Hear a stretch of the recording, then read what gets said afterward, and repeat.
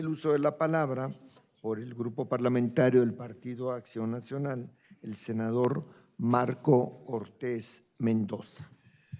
Muchas gracias, presidente. Buenas tardes a todos. Felicidades por su reciente nombramiento, presidente. Muchas gracias. Que sea exitoso su mandato Gracias, al frente de Marco. esta comisión plural y siempre abierto como se ha caracterizado usted. Con mucho gusto. A ver, dicho eso, por supuesto que el Grupo Parlamentario de Acción Nacional está a favor de esta loable iniciativa que da sustento a la reforma constitucional, a la reforma legal de la Ley Federal del Trabajo. Claro que estamos de acuerdo en que se garantice que siempre el incremento de salario esté por arriba de la inflación. Pero lo que nosotros pediríamos es que esto realmente se haga funcional, que al final de cuentas la gente sí pueda tener más en su bolsa para gastar y le alcance. Y voy a poner 3 ejemplos solamente para poder decir por qué a la gente no le alcanza a pesar del incremento en el salario y terminó en efectos reales peor que como estaba. Porque lo digo con todo respeto en este buen ánimo que se está dando en esta comisión, pues el régimen morenista te da con una mano pero te quita con la otra. Y pongo ejemplo. El primero es la inflación.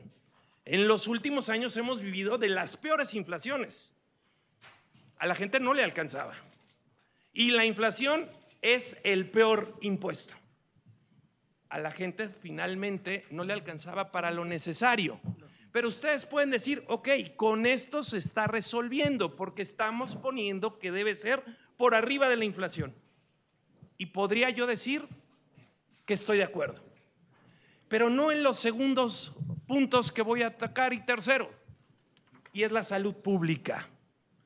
A las familias mexicanas no les alcanza porque hoy tienen que pagar su salud, sus medicamentos, porque quitaron el seguro popular. Porque cuando las familias se enferman, lo poco que ganan se lo tienen que gastar en medicamentos, en atención, porque el servicio de salud está peor que nunca y demasiado lejos de Dinamarca.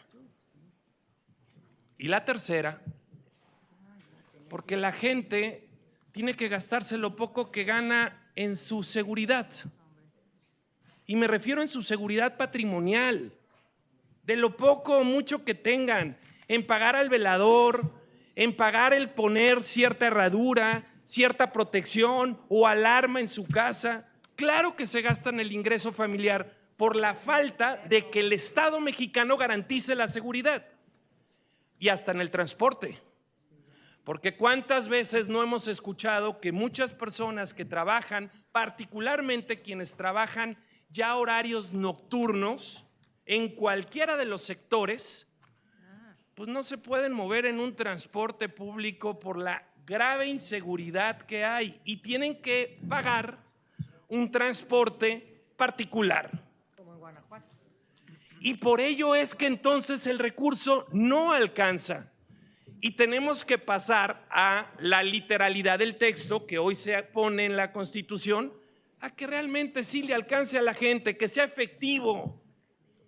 Porque por esas 3 razones no lo es, no lo ha sido. Primera, la grave inflación. Segundo, que quitaron el seguro popular y hoy las familias tienen que comprar sus medicamentos. Tercero, por la inseguridad creciente, donde las familias tienen que pagar por su seguridad patrimonial y personal. Tiene el uso de la palabra la senadora Andrea Chávez. Fíjense que yo no iba a participar, me iba a reservar para la tribuna del Pleno, pero escuché aquí, me parece, porque los conocemos, de mala fe, con voluntad, mucha desinformación, muchas mentiras que están enclavadas en una estrategia conjunta de infodemia y fake news que lleva a cabo la oposición a nivel nacional. Empiezo diciéndoles que el gobierno federal que encabezó Andrés Manuel López Obrador alcanzó récords históricos en formalidad laboral, incluyendo a las mujeres trabajadoras del hogar, récord histórico en generación de empleos. De hecho, tenemos la tasa de desempleo más baja después solamente de Japón a nivel mundial, y eso a pesar de que atravesamos una de las peores crisis sanitarias y económicas que ha vivido el mundo en las últimas décadas. Me refiero a la pandemia provocada por el virus COVID-19, y además existe una reforma muy reciente para que la clase trabajadora se pueda jubilar con el 100% de su salario, pensiones dignas. Miren, Andrés Manuel López Obrador, cuando llegó en 2018 a la presidencia, heredó el salario mínimo en 88.36 pesos.